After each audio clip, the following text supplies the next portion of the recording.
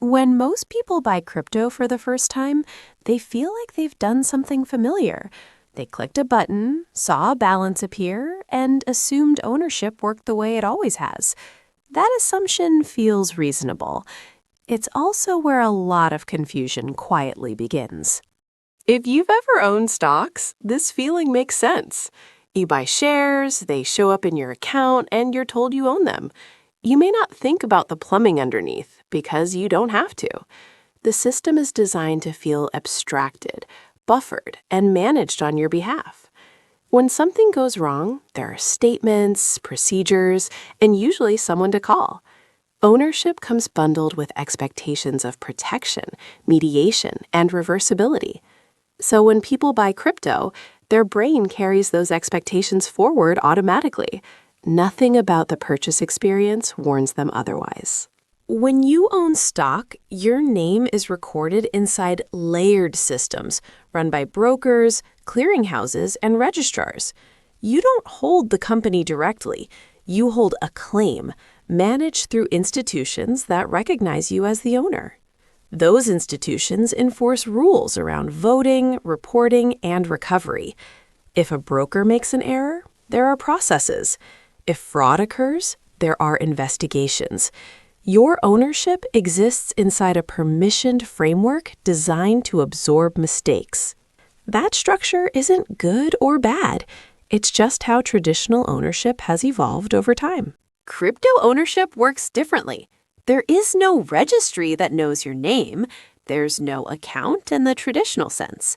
Instead, there is a shared record that says a certain amount belongs to a specific address. Control over that address comes from something called a private key. That key is not an identity, it's proof that you are allowed to move what the record says belongs to that address. If you control the key, you control the asset. If you don't, you don't. That's the entire model. This is where expectations quietly diverge. Crypto does not ask for permission to recognize ownership. It does not check credentials or verify intent. The system only checks whether the correct key is used. If it is, the action is accepted. If it isn't, nothing happens. There is no concept of undo built into that process. No appeals desk, no override for good intentions. That isn't a flaw. It's a design choice that trades mediation for direct control. When you buy crypto, you're not buying shares in a company. You're not automatically entitled to disclosures, votes, or protections.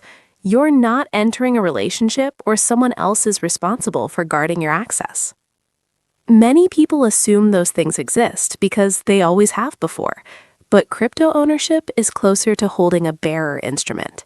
Control belongs to whoever can prove it, and proof is purely technical. This doesn't mean the system is hostile. It means responsibility sits closer to the individual. Most frustration in crypto doesn't come from volatility. It comes from mismatched expectations. People expect help where none is designed to exist. They expect reversals in systems built to be final. They expect ownership to include safety nets that were never part of the model. When those expectations break, it feels like something was taken away. In reality, nothing changed. The original assumption was simply never accurate. A calmer way to think about crypto ownership is this. You are not buying into a managed system. You are stepping into direct control of a record. That control can be powerful. It can also be unforgiving. Neither of those things is hidden.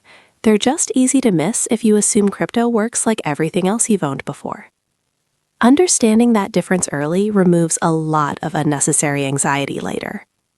Owning crypto is not like owning shares, even if the interface makes it feel that way.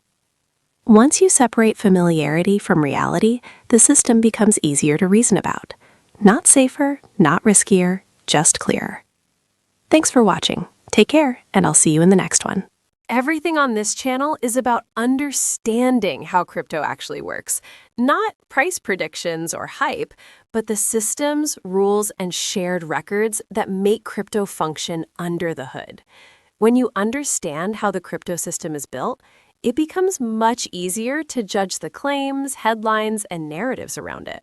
That foundation is what we'll keep building in the next video. This content is for education only, not investment advice. And thanks for watching.